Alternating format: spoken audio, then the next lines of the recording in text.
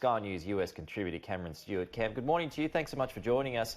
As you always do, I want to get your thoughts on these two articles of impeachment that were handed in this week. I'm just wondering, from your point of view, have you noticed that the needle has moved at all?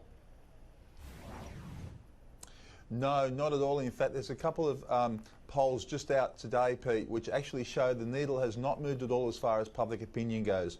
One poll from Politico shows 50% of Americans do support impeachment, 42% don't, and 8% don't have an opinion. But this is pretty consistent. All the polls have moved very slightly one way or the other, but there is absolutely no trend to be seen here whatsoever, which is pretty interesting. I mean, America is on the cusp of its third impeachment, and it's really remarkable that it hasn't really injected or energised the population one way or the other, which I think is a concern for the Democrats much more than the Republicans, because clearly they were hoping there'd be some sort of surge of public opinion once all of the evidence was out in relation to Donald Trump and the Ukraine. But in fact, really, there isn't a lot of passion about it, and that also raises the danger, of course, for the Democrats that maybe Trump can actually use this to his advantage next year on the election trail. We're already seeing, Pete, in the Trump rallies, he is spending a lot of time talking about impeachment, and he's getting the crowd to yell and chant abuse about it. I mean, the Republicans see this as a real opportunity, I think, to show the Americans that, in their opinion, the Democrats have really overreached on this issue.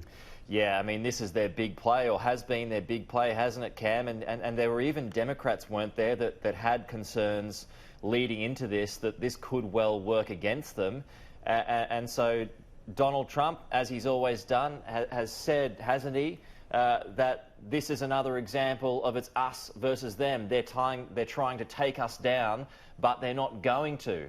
How do you see that playing out, and those arguments playing out during that campaign next year? Yeah, that's definitely what Donald Trump is doing. What he's actually doing, Pete, at his rallies, it's quite interesting. He's replacing his grievances over the Mueller investigation with his grievances over impeachment. This is the way Donald Trump does campaign. He's very, very good at it. It's very effective. And so clearly this is going to be his message going into next year is that this is an outrageous, partisan political act by the Democrats. It's distracted for the country from the real issues, jobs and growth and other issues like health. And really, this is outrageous for the Democrats to hijack the country like this. That will be his message, and it certainly plays very well to Donald Trump's base. The question, of course, for Trump is, can he use that message to expand his base slightly? Because if he can just expand his base slightly, he will go into this election as a firm favourite, I think. All right, Cam. Inspector General Michael Horowitz has testified about Alexander Downer. What's happened there? He has. Of course, Michael Horowitz, the Inspector General, had this huge report out this week, Pete, which looked at the FBI's Russia investigation, and he concluded that even though the FBI wasn't politically motivated in the investigation, and it was justified, he is very, very critical of the FBI's handling of the actual investigation. And so what we had here was Horowitz in front of the Senate committee today.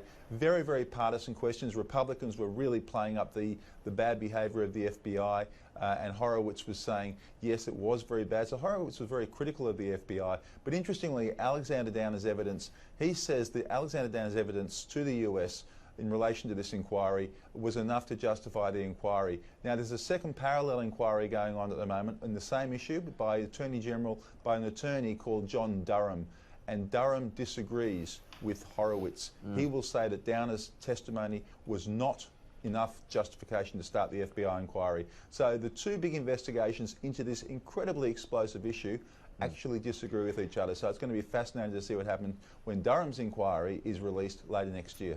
Yeah, indeed. Just before we go, Cam, we're about to go to London for an update on the election campaign, but I'm just wondering, in the US, has there been much interest or commentary about that coming from either people on the street or commentators or even the White House?